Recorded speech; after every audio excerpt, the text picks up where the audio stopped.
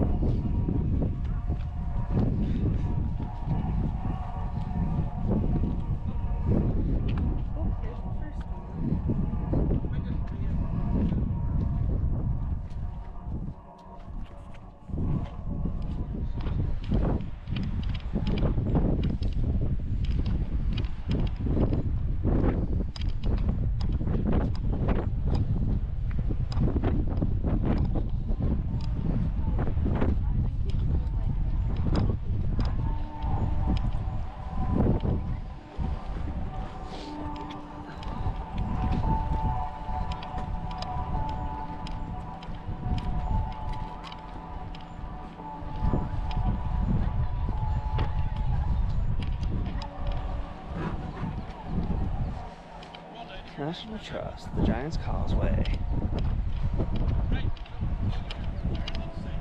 World Heritage Site. It's so pretty today. Holy.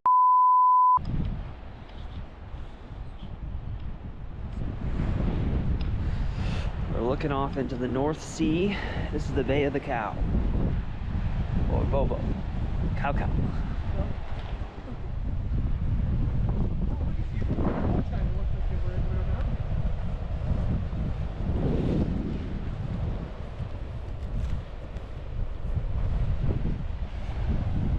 Onion skins.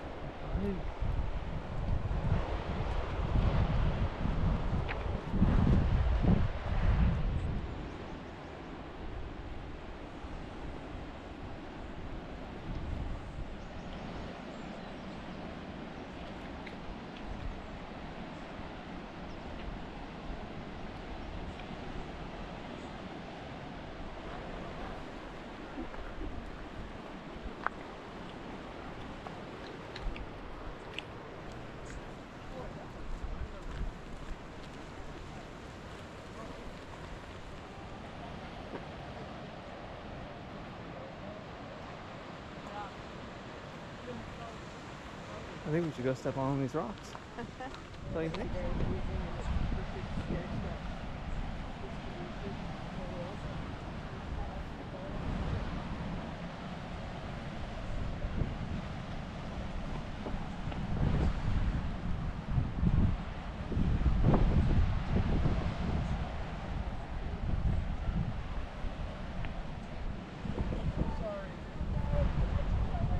Did we pass number 6?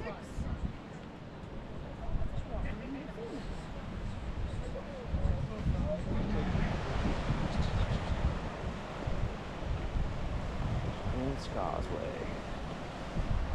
The Cylinder Bridge.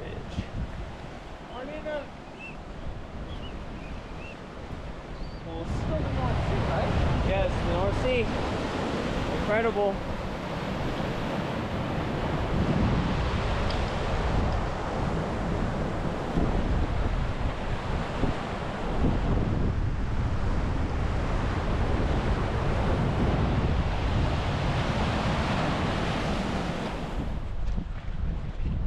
Not very big for a giant.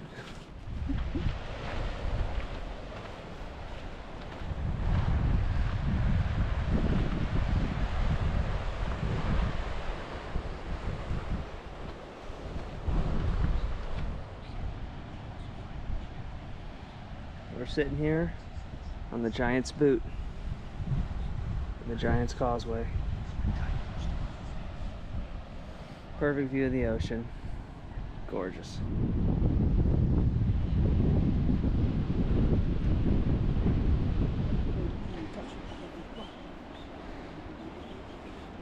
Long walk back. We gotta go way back up there. We're making our way. Oh, that girl just stood up and did a little like she was fall over.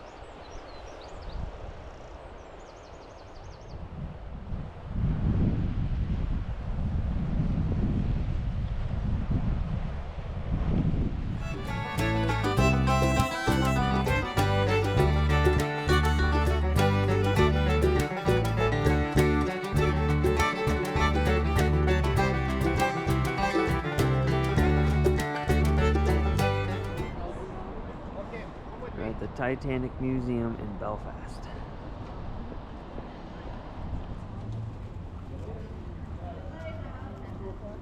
See, in the lamppost, and that's where Titanic was built. So if you had been here on the 31st of May 1911, you would have seen Titanic sitting there, ready to be launched. And she was the height of this building. And We're that conflict to get an apprenticeship, but there are skilled men from our side working here. Those ships are there in the country. The ones you see growing before your eyes.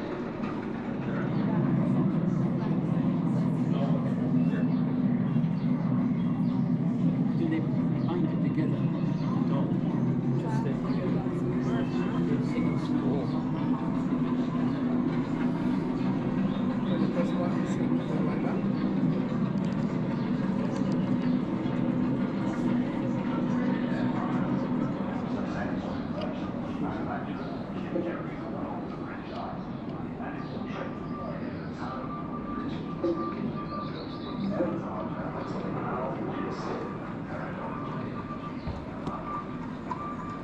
I was wondering, what did that do? It lights up the whole town. That's pretty cool.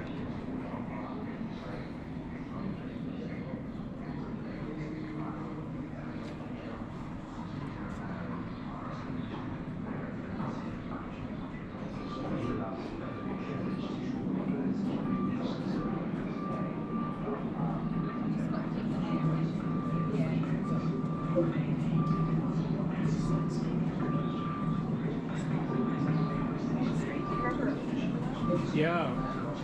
it was too hard for all the ships to do it.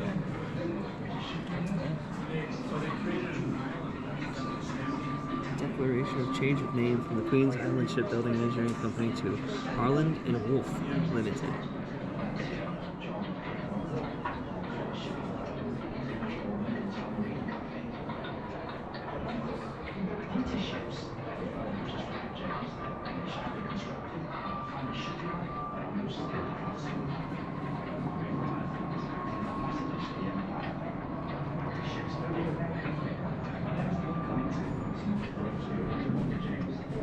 Speed, James. Not for Mr. Ismay's passenger. Gentry always do appear to have time on their hands. We'll have none of that talk here. I'm sorry, Mr. Harrison, I'm fair one out. What's so special about Mr. Ismay's ships, then?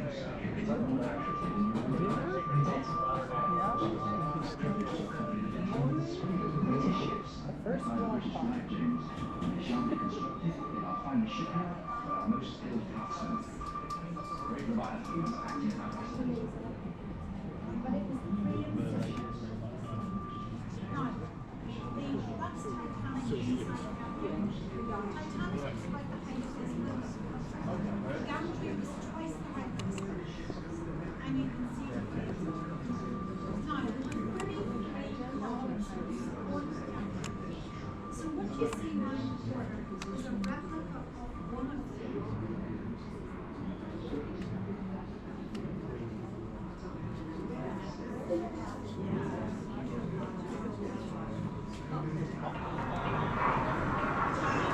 20 minutes from here.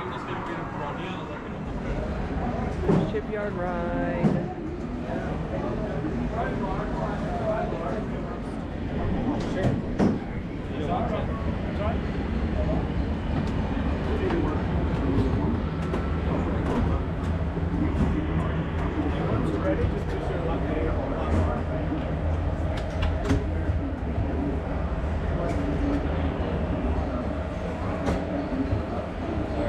I came in here the day after my 14th birthday, Harland and Wolff. That's where you worked in Belfast. My dad got me my start, then my brothers after me. You could hear the noise from where we lived, but nothing prepared you for the size of the place. They put me to work on 401. That's what we called her. We knew she'd be the largest passenger ship in the world, but we didn't call her Titanic then. I was there from the beginning. I watched the shipwrights lay the keel blocks. They set big wooden blocks on the slipway to start with, then the keel at top of it, like a backbone, and the frames attached to that, like a skeleton. Workshops everywhere. It took weeks to find your way around. There'll be workshops for every trade you ever heard of. Painters, sailmakers, coppersmiths, boiler makers, cabinet makers. I even learned a bit about French emulsion off them. Barnabas was a fine place to work, but dangerous. Every ship cost a life, and there'd be lots of injuries besides. I was in the engine works for a while. Very well equipped it was. That's where we built the triple expansion engines. 2 of them, each as high as a 3-story house. I worked in the frame bending shop. You'd heat steel beams in the furnace, then hook them onto slabs of cast iron and hammer them curved. It was still work. You had to bend them more than you needed, because the frame straightened out a little when it cooled. The shell plates that made up the hull weighed up to 4.5 tons. They were taller than the dad. The plates were overlapped on the edges. Some were raised, one after another. We called it plincher. One of the foremen told me years ago, that's how you built these ships. I worked as a heater boy. You had to heat the rivets on a wee plate. You pumped the bellows till the rivet was white hot, then you get a hold of it with your tongs and throw it up to the catcher, and he put it in the hole in the plate with the holder up. There were 2 of us on the other side of the plate with the holder up. We had to hammer the rivets would fill the hole before it turned dull red.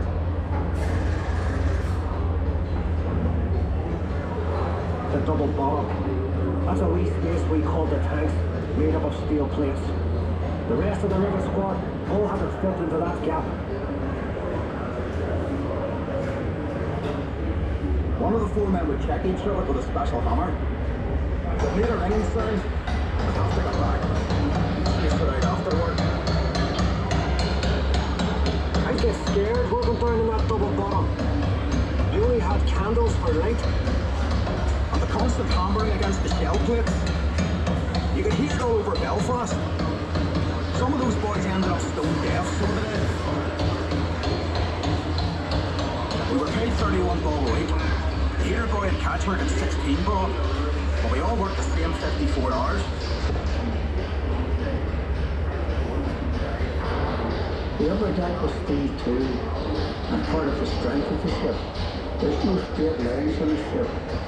And when you look down the lower deck, you can see the shear of the hull, the stop curve flexing its feet. The stern frame had to be strong enough to take the rudder turning in heavy seas. You'd have all these timbers and guy wires to steady the frame, and men scurrying around like ants underneath. When we came to launch day, I was torn between pride and fear. The standing ways were coated in tallow, train oil and soft soap. So the ship would slide and the ship would weight off the blocks. That was the most dangerous part. And the shipwrights were knocking away the last props. They were under compression, you see, and the sliding ways would be released by the hydraulic trigger. 100,000 people watched the launch. Some paid a bob to sit in the reserved seating. There were extra trams laid on. Then we all went off to the pub to wish her well.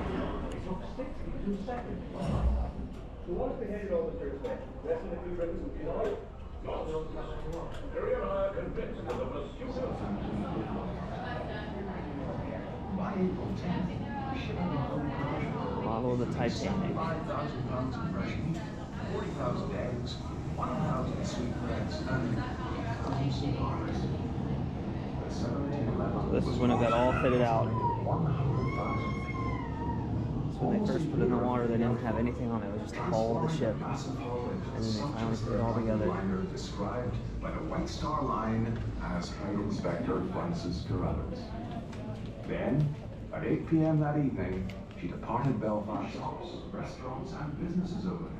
to service a growing passenger trade. And job opportunities on board Shipyard and the docks draw migrants from all over Britain and Ireland.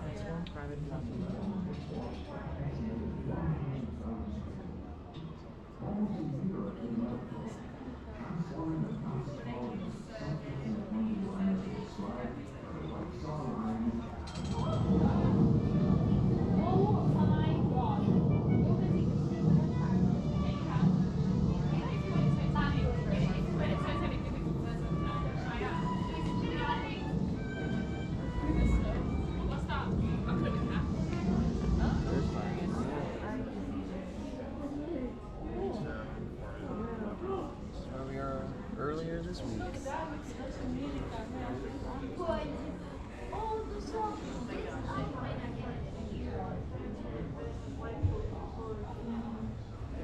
Sunday morning's live. At 5 a.m. Fast Enough All Blacks cancelled. No one knows what's doing, I suppose. Here's 5 shots coming. But that's enough there, talking. Nay, make sure Boston has enough deck blankets for the whole summer.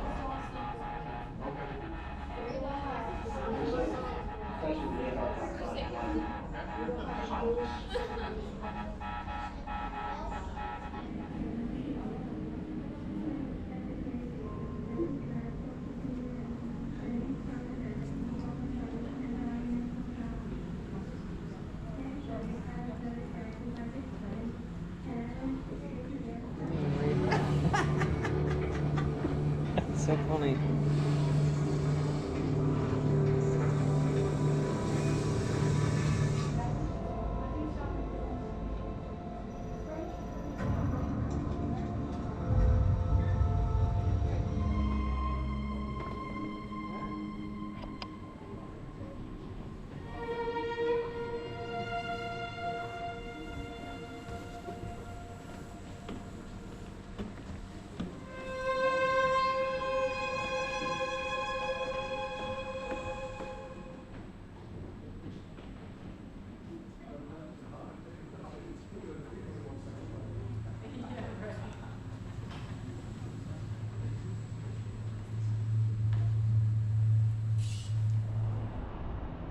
So I'm currently in Belfast at the Titanic Museum here. It was built in this shipyard right here. This would have been the slipway it was on this one right here, on number 3. The one to the right is where her sister ship would have been made. And what's really cool is behind me is the building, and it is as tall as the Titanic was. Freaking massive. So yeah, it's built right here. There used to be scaffolding all over with a giant crane, and they would put the metal pieces and rivet them on. Absolutely insane. Here are some pictures I took of Titanic Belfast and the Giant Causeway. We're heading back to Dublin tonight. We'll catch you in the next one for day 8. Hit that like, subscribe, or leave a comment below. Catch you guys later.